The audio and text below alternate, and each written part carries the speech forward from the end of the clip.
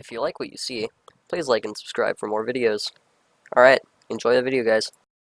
Alright, hi guys, how are you guys? Today we're gonna do something a bit different. I'm not the best at Fortnite, not the worst, but I decided I'm gonna focus more on, like, real content that you guys would be enjoying. So, I'm gonna try my hardest, and first I'm gonna do an educational video, which is the video you're seeing right now. I'm gonna teach you guys how to improve at Fortnite.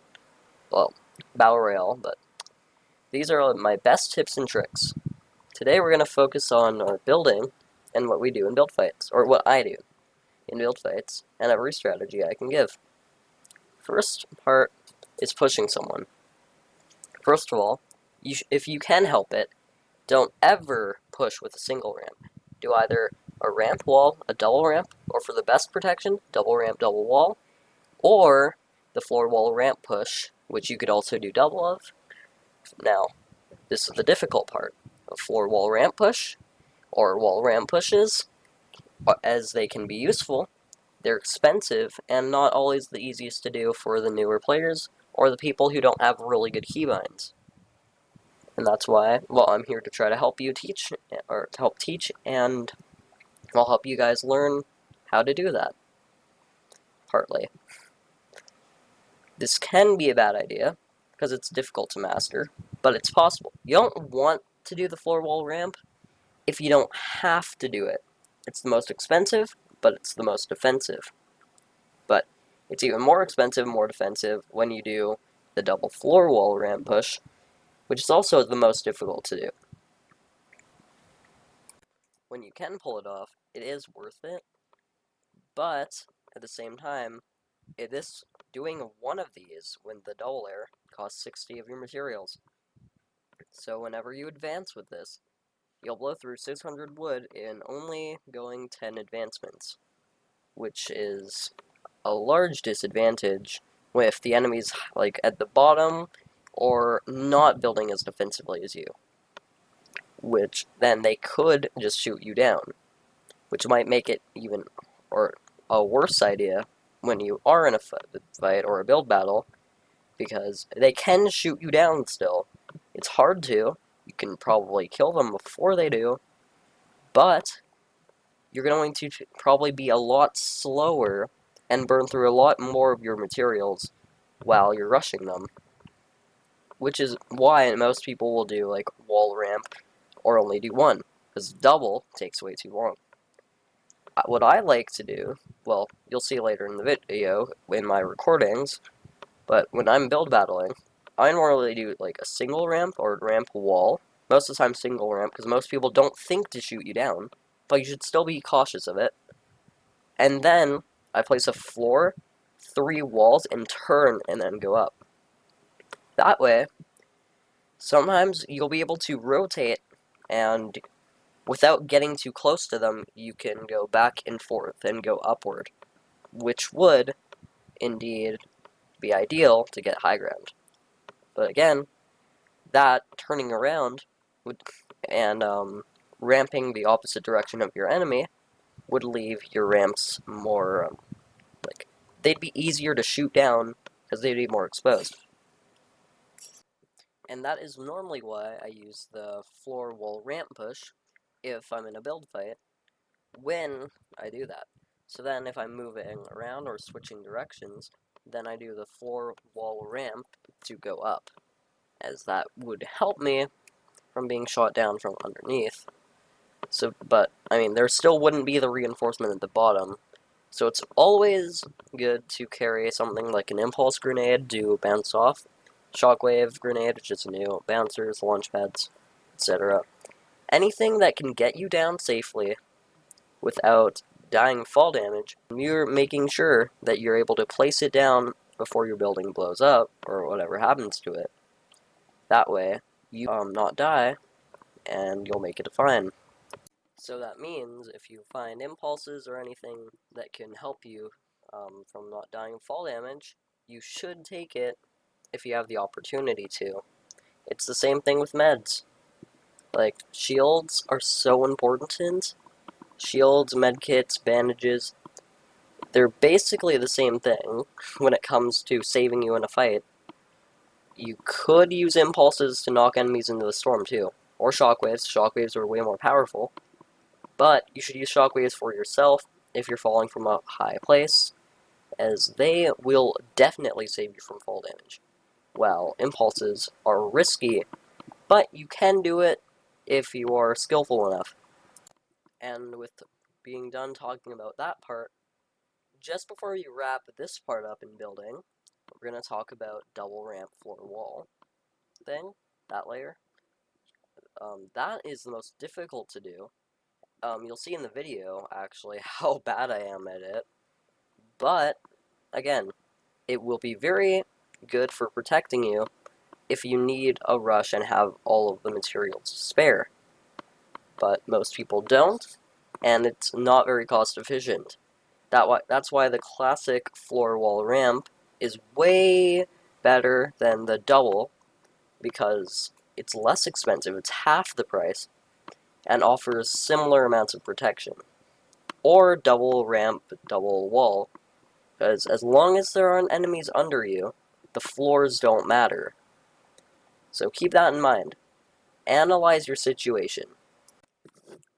But be careful, because no matter how much you build up, grenades and explosives can just kapow. Your base, gone. Everything, gone. So don't build up too high unless you have the shockwaves or whatever you use to break your fall. Or else you will be dead. Those are very important. Though it does, again, depend on your environment. Your environment being the most important thing, because it will vary on your environment. You could have a tree block the grenade, and then you could build super high and snipe with a headshot, do whatever. All kinds of crazy things you can do with high ground. So, you ought to make sure you don't lose it, and that you don't die from being blown up. With that being done, let's get into build fights. Okay, well, build fights? These are where you're going to have to be worried about being shot down, where you're going to have to make sure they don't think about shooting you down, and you think about any possible move they could make, and then prepare, and then shoot them down, if you need to. If they steal high ground from you, and they're too cocky, they might just not put any protection. Just one ramp, one ramp, one ramp, then you can shoot them down, fall to their death, you get the kill. But you also have to be careful, because they could do the exact opposite and know your every move. You have to watch for the type of player they are. Watch for how they play the game, watch for how they're fighting you, and then take that knowledge and try to use it against them. Of course, you're not going to win every time, but if you remember to, you should always try to analyze your situation, your environment, everything. The more you know, the more you're going to succeed. As enemies, well, most enemies will not think the way you will if you're listening to this. They're not going to think about trying to shoot you down. They're not going to think maybe he's going to be unpredictable.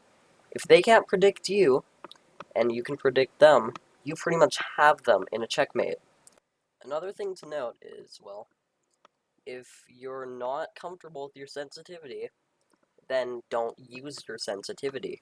Change it. If you have a gaming mouse, then change it. If you can't change it, then try changing your in-game mouse sensitivity.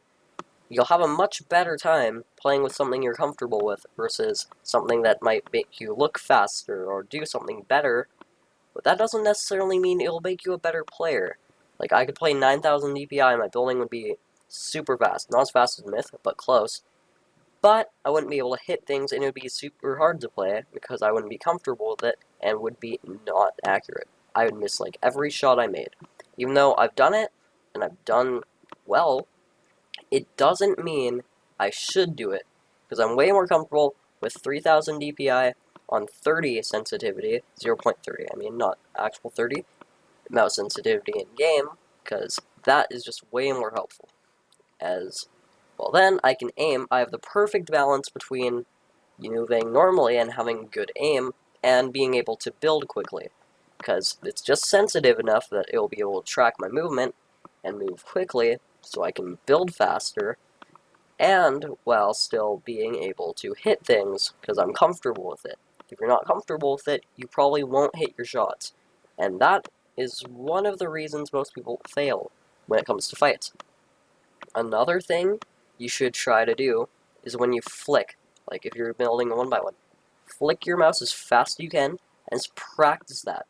The faster you can flick your mouse and perfect your movement, the more quickly you'll build. Yeah, the more quickly you'll build. So, keep that knowledge in mind. Another important thing is your aim. If you can't aim very well, then practice. Both practice in-game and outside of game. There's a website called aimbooster.com. That's a really good website to use, because if you use it, you will get better. And there's even things like precision, sniping. There are different things for different options, and it will help you get there.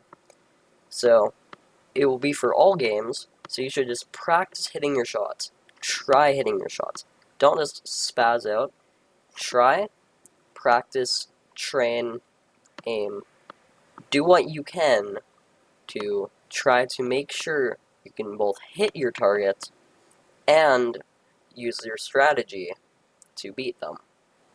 Otherwise, you might as well be dead. And lastly, but like the easiest for me to explain, and everyone should know, but most people still don't do it, materials. Get them all day, get them all night. Whenever you have a time or an interval between a fight, get materials, get heals, get the things that will save you. If you're low on materials, get some. If you have time to get materials, get some. Never, ever just wait and do nothing. There's always something you can do to help you win. Always. Even if you don't think so. Maybe, like, oh, it needs to run to the storm. Depending on the time you have left, like, if it's a minute or 2 minutes and you're pretty close to the circle, get materials. If you get shot at, kill the guy, get materials. And a lot of people try to get more materials from dead people. You should still, even though if you kill them and they have a lot, try to maximize your amount. You never know if you're going to need more than you have. So, always try to get as much as you can. Try to get the maximum. And with that, well, that's pretty much everything I can explain in basic building. Most of you guys should know this stuff, but for the guys who don't, this is for you. Thanks for watching, guys. Peace.